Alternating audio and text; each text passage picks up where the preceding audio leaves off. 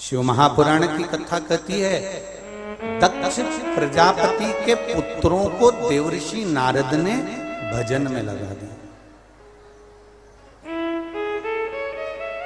एक बेटी हुई जिसका नाम था स्वधा। क्या नाम है उसका? जम के बोलिए जरा, स्वधा। जितने लोग कथा सुन रहे हैं आस्था चैनल पर, पंडाल में, फेसबुक यूट्यूब पर, तर्पण शिव महापुराण में इस नाम का उच्चारण 5 बार आप लोगों को करना है। ये स्वधा दक्ष प्रजापति की बेटी है और पितरों की धर्म पत्नी है। इस पितरों की धर्म पत्नी स्वधा का नाम लेने से, अगर हमने कंडा, गोबरी, गाय का जो गोबर होता है कंडा, उसको जलाकर अगर धूप नहीं दी हो, या किसी ब्राह्मण को भोजन आदि नहीं कराया हो, या तिलांजलि तर्पण नहीं करा हो, पिंड नहीं दिया हो, या श्राद्ध पक्ष में किसी को कोई दान ना करा हो, तो उसका दोष ना लगे, उसके लिए तर्पण शिव महापुराण में पितरों की धर्म पत्नी स्वधा का नाम का स्मरण आप और हमको साथ में करना है। सभी लोग एक साथ में बोलेंगे, स्वधा स्वधा स्वधा स्वधा स्वधा। बस ये 5 बार जो उच्चारण आपने पितरों की धर्मपत्नी स्वधा का करा है, जिस समय पर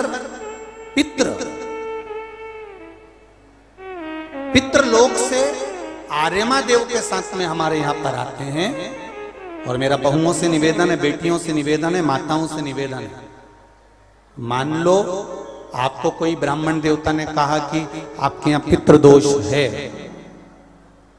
आपको कह दिया कि पितृदोष है, तो आपको घबराना नहीं है कि महाराज जी मुझे क्या करना पड़ेगा। पितृदोष है, एक चावल का दाना घर में से लीजिए, हथेली पर रखिए, पानी का जो मटका होता है, हंडा होता है, पानी का जो मटका है, हंडा है, जहां पर रसोई घर में तुम पानी रखते हो, उस हंडे के पास में, मटके के पास में उस चावल के दाने को लेकर जाइए, अपने पितरों का स्मरण कर कर स्वधा स्वधा स्वधा स्वधा स्वधा 5 बार बोलकर शंकर भगवान के शिवलिंग पर, तुम्हारे घर में शिवलिंग हो तो घर में, और अगर मंदिर में शिवलिंग हो तो मंदिर में, उस चावल के दाने को चढ़ा दीजिए। कैसा भी पितृदोष होगा समाप्त हो, मात्र स्वधा का स्मरण बहुत।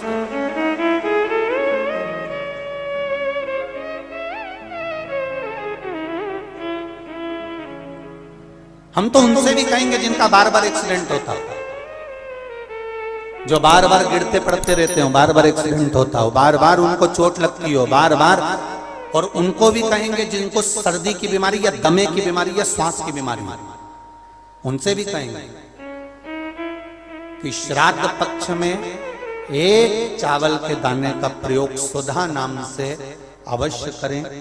चलने में दम नहीं भराएगी, श्वास नहीं भराएगी, और दूसरा जो सर्दी का जिसको कोटा होता है, बार बार सर्दी हो जाती है, निमोनिया हो जाता है, कफ बना रहता, उनके लिए भी स्वधा नाम का स्मरण। महाराज स्वधा नाम का स्मरण। दक्ष प्रजापति के घर में बेटी का जन्म हुआ जिसका नाम था स्वधा। स्वधा का जन्म लेते ही स्वधा श्वेत वस्त्र को धारण करती थी।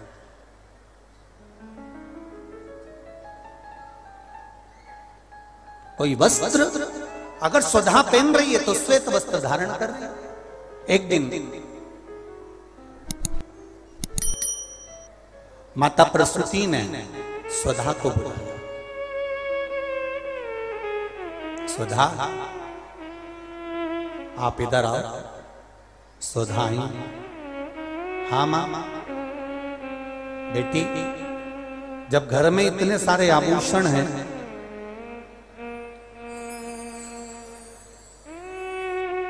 और घर में इतने सारे आभूषण जब रखे हुए हैं, तो तुम उन आभूषणों को धारण क्यों नहीं करते? उन आभूषणों को क्यों नहीं पहनते? घर में इतने सारे वस्त्र रखे हैं तो तुम उन वस्त्रों को धारण क्यों नहीं करते?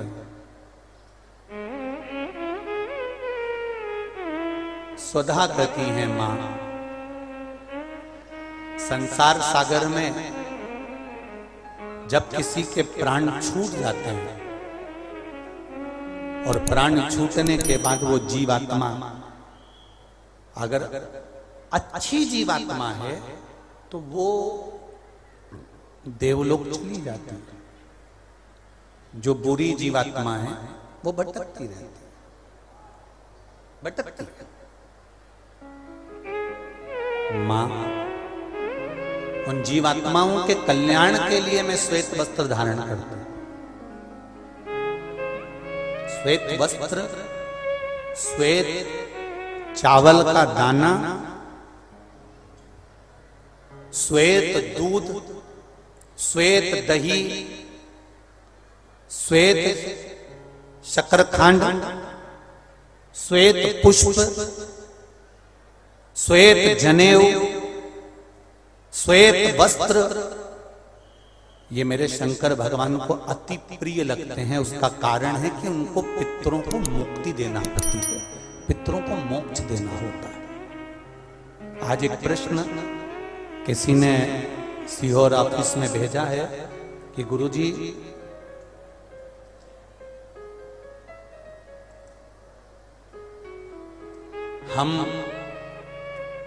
हमको श्राद्ध पक्ष में हम जो ब्राह्मण को भोजन कराते हैं या हम किसी को भोजन कराते हैं तो वो हमारी जीवात्मा को क्या वो मिलता है? क्या विचार है भाई? अशोकनगर वालों बोलो जरा जल्दी से। प्रश्न भेजा है किसी ने। हम अगर किसी ब्राह्मण को भोजन करा रहे हैं, हम किसी को भोजन दे रहे हैं तो वो हमारी जीवात्मा को मिलता है? 3 प्रश्न हैं और तीनों प्रश्न का उत्तर जरा देखिएगा, बड़ा ध्यान रखना। और जिसने प्रश्न करा है उत्तर प्रदेश से, वो ध्यान से सुनना भाई। हमने ब्राह्मण को भोजन कराया, हमने संत को भोजन कराया, हमने गुरुजी को भोजन कराया, तो वो मिलेगा? पहले तो ये अंदाजा करिए कि आप भोजन दादा ससुर के नाम से करा रहे हो तो दादा ससुर का नाम लेना पड़ेगा। बोलो सही है कि गलत है? गोत्र बोलना पड़ेगा। उसका कारण क्या होता है कि हमने पत्र लिखा और ये पत्र लिखकर हमने इसको मोड़कर हमने वो डाकघर के डब्बे में डाल दिया। हमने नाम लिखा, पता लिखा, पिन नंबर लिखा, एड्रेस पूरा लिखा, मोबाइल नंबर पूरा लिखा और हमने डब्बे में डाल दिया। अब पूरे अशोक नगर में चौराहे चौराहे पर ढेर सारे डाकघर के डब्बे लगे। इन सब डब्बों में से चिट्ठी इकट्ठी होती है, एक जगह पर आती है, बड़े डाकघर में पहुंचती है, बड़े डाकघर में से छटकर फिर एड्रेस पढ़ा जाता है। एड्रेस में तुम्हारा नाम पढ़ने का बाद में पहले ये पढ़ेंगे कि पिन नंबर क्या है, फिर पढ़ेंगे कि शहर का नाम क्या है। उसमें लिखा होगा गुना और गुना का पिन नंबर डाला होगा तो चिट्ठी को छाट छाट कर अलग रखते जाएंगे। अब गुना में ये चिट्ठी बड़े डाकघर में जाएगी, बड़े डाकघर में चिट्ठी पहुंची गुना के। अब वहां पर बैठकर छाटा गया कि बजरंग कॉलोनी के पास कौन रहता है, तो एलआईजी के पास कौन रहता है, तो चारभुजा नाथ जी के पास कौन रहता है, तो राजेश्वर मंदिर के पास कौन सा रहता है, कौन से वार्ड में रहता है, उसको छाट कर अलग रखा जाएगा। फिर वहां के डाकघर वाले व्यक्ति को, उस डाकिया को वो दिया जाएगा और उससे कहा जाएगा कि ये चिट्ठी पहुंचा दो। अब जरा प्रोसेस देखिए, डाली थी अशोकनगर में, इतने सारे डब्बों में इकट्ठी होकर एक डब्बे की चिट्ठी एक जगह पर इकट्ठी हुई बड़ी डाकघर में।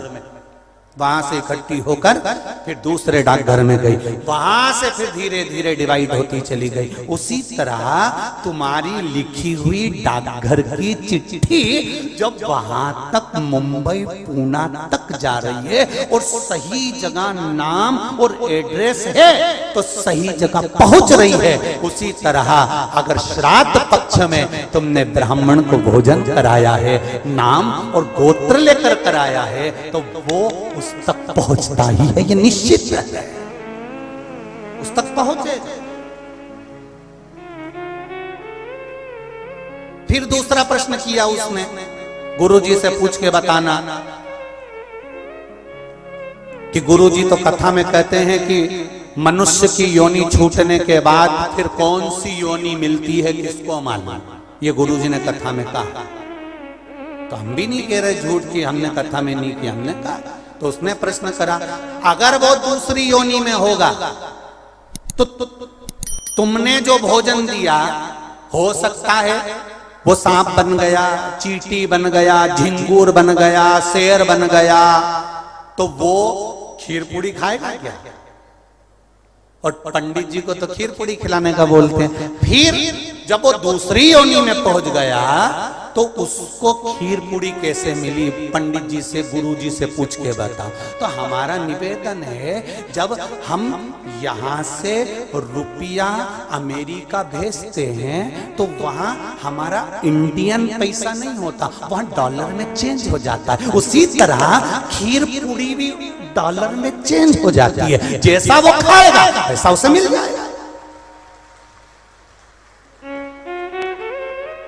जब भारत की करेंसी, भारत का पैसा यहां से डाला आपने अमेरिका, तो अमेरिका में बदल गया, आपने ऑस्ट्रेलिया डाला वहां में बदल गया, आपने कहीं डाला नेपाल ले गए तो नेपाल की करेंसी में बदल गया। जब यहाँ का रुपया वहां पहुंचकर वहां के रुपये में चेंज हो जाता है, तो हमने जो खीर पूड़ी ब्राह्मण को दी है और तुम्हारे यहाँ का वो जीव सांप बना कि झिंगुर बना कि शेर बना कि गीदड़ बना, उसको उस रूप में जो वो खाता होगा उस रूप में मिल जाता।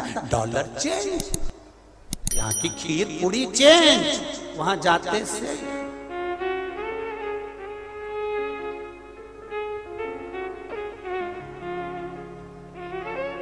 फिर तीसरा प्रश्न लिखा, अगर हमारे घर के पूर्वज शिव महापुराण की कथा सुन सुन के तर गए तो फिर हम श्राद्ध काय को करें? उनको तो मिलेगा ही नहीं, वो तो वैकुंठ पहुंच गए, फिर उनको श्राद्ध में भोजन कराने से मतलब क्या? तो हमारा इतना सा कहना है, यूपी वालों जो तुमने प्रश्न करा बहुत जोरदार करा रे, तो एक उत्तर और अच्छे से सुन लो कि मान लो तुमने अगर श्राद्ध में भोजन कराया और तुम कह रहे हो उनका तो मोक्ष हो गया शिव पुराण सुनकर, फिर श्राद्ध करने से कौन सा फायदा? तो तुम भोजन कराओ, ये भोजन का फल वहां जाएगा। जैसे तुमने कोई सामान या रुपया मुंबई भेजा तुम्हारे रिश्तेदार किया, और मुंबई में रिश्तेदार का मालूम पड़ा कि उनने घर छोड़ दिया, या वो कहीं चले गए, या वो कहीं समाप्त हो गए, तो वो रुपया, वो सामान तुम्हारा वापिस तुम्हारे पास आ जाएगा। तो तुमने जो पुण्य करा है अगर उसने नहीं लिया तो वो पुण्य तुम्हारे खाते में वापिस आ जाएगा। इसलिए